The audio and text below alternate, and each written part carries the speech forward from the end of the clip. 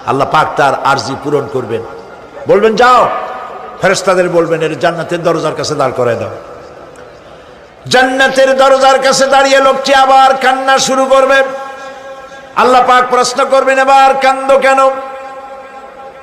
লোকটি বলবে, রব্বুল আলামিন, কান্দি এই কারণে, জান্নাতের এই দরজায় দাঁড়ায়া জান্নাতের অফুরন্ত নেয়ামত কিছুই ভালো করে দেখা যায় না, শুধু অল্প জায়গা দেখি।